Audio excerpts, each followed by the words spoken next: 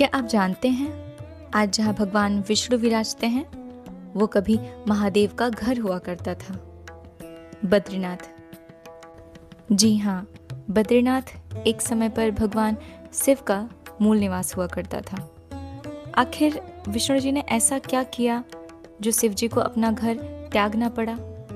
आइए जानते हैं इस कहानी में। नमस्कार।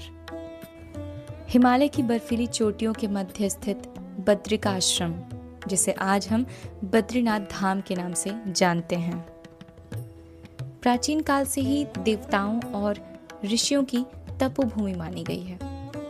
यह स्थान केवल भगवान विष्णु का धाम नहीं है, बल्कि अनेक दिव्य कथाओं का साक्षी भी है। कहा जाता है कि सृष्टि के आरंभिक युगों में यह क्षेत्र भगवान शिव और माता पार्वती का निवास स्थान था। उस समय यह स्थान अत्यंत शांत, निर्जन और तपस्या के लिए उपयुक्त था। चारों ओर हिमाच्छादित पर्वत, अलकनंदा का कल-कल बहता जल और गहन आध्यात्मिक ऊर्जा विद्यमान थी। भगवान शिव यहाँ ध्यान और समाधि में लीन रहते थे, जबकि माता पार्वती उनके साथ इस दिव्य प्रदेश में निवास करती थी। एक समय की बात है कि भगवान विष्णु के मन में तपस्या करने की इच्छा जागृत हुई। यद्यपि वे स्वयं जगत के पालन करता थे, फिर भी लोक कल्याण और धर्म की स्थापना के लिए उन्होंने पृथ्वी पर एक ऐसी तपोभूमि खोजने का विचार किया जहां वे योग और ध्यान में लीन हो सके। भगवान विष्णु की दृष्टि हिमालय के इसी पवित्र क्षेत्र पर पड़ी। उन्होंने अनुभव किया कि यह स्थान तपस्या के लिए सर्वश्रेष्ठ है। किंतु एक समस्या थी, वहां पहले से ही भगवान शिव और माता पार्वती निवास कर रहे थे।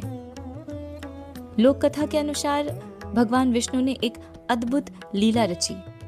उन्होंने स्वयं को एक छोटे बालक का रूप दे दिया। वह बालक रोता हुआ उस स्थान पर प्रकट हुआ जहां शिव और माता पार्वती निवास कर रहे थे।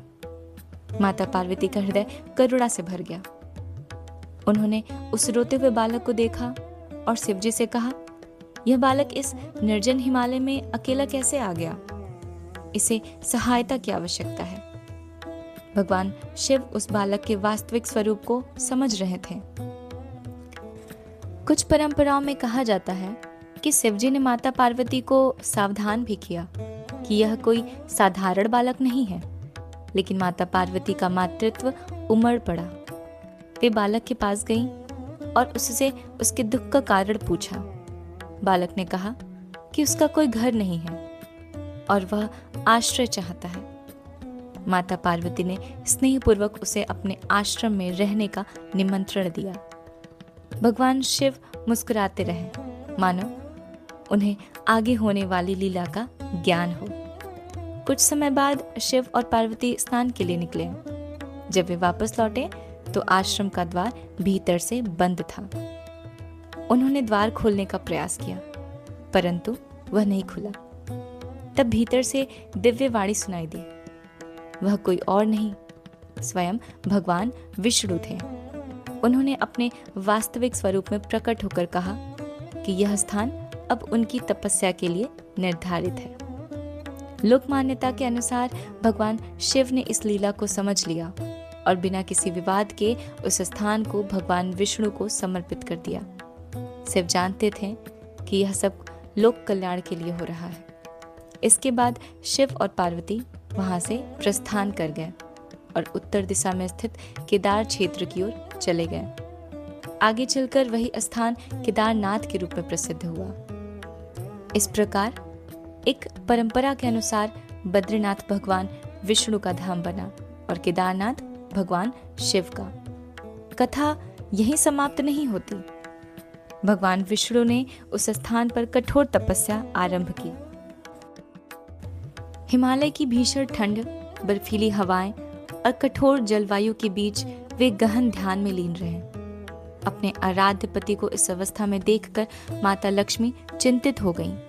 वे चाहती थी कि भगवान विष्णु की तपस्या में कोई बाधा न आए।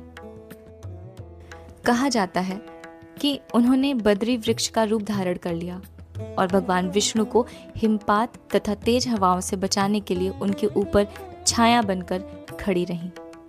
वर्षों तक वे इसी प्रकार भगवान विष्णु की रक्षा करती रहीं। जब तपस्या पूर्ण हुई तो भगवान विष्णु ने माता लक्ष्मी के त्याग और समर्पण से प्रसन्न होकर कहा कि आज से यह क्षेत्र बद्री के कारण प्रसिद्ध होगा। इसी कारण भगवान विष्णु यहाँ बद्रीनाथ कहलाए, अर्थात बद्री वन के स्वामी। पुराणों में इस क्षेत्र को बद्री का आश्रम कहा गया है। यह वही स्थान माना जाता है जहाँ नर और नारायण ऋषि ने तपस्या की थी। वैष्णव परंपराओं में भगवान विष्णु के नर नारायण स्वरूप की तपस्थली भी यही मानी जाती है।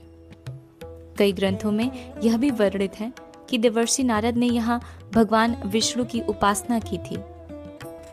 इसी क्षेत्र में अनेक ऋषियों ने यज्ञ, ध्यान और वेदाध्ययन भी किया। स्कंद पुराण के बद्रिका आश्रम महात्म्य में इस क्षेत्र की महिमा का विस्तार से वर्णन मिलता है। वहां कहा गया है कि बद्रिकाश्रम में किया गया तप, दान, जप और स्नान अनेक गुना फलदायी होता है।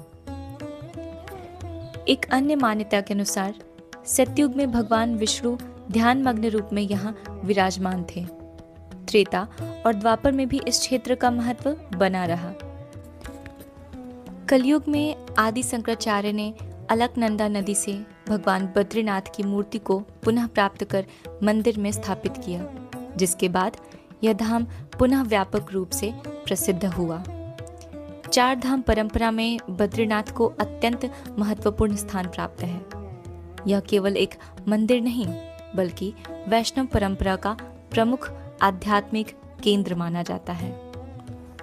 शिव और विष्णु से जुड़ी यह कथा एक गहरा आध्यात्मिक संदेश भी देती है। इसमें कहीं भी प्रतिस्पर्धा या संघर्ष नहीं है। भगवान शिव और भगवान विष्णु दोनों एक ही परम सत्य के भिन्न भिन्न स्वरूप माने गए हैं। इसलिए जब शिव बद्रीनाथ छोड़कर केदारनाथ जाते हैं तो इसे पराजय नहीं बल्कि धर्म की स्थापना में दिव्य सहयोग माना जाता है। एक ओर केदारनाथ शिव की तपस्या और वैराग्य का प्रतीक बनता है, तो दूसरी ओर बद्रीनाथ विष्णु की करुणा, संरक्षण और योग का।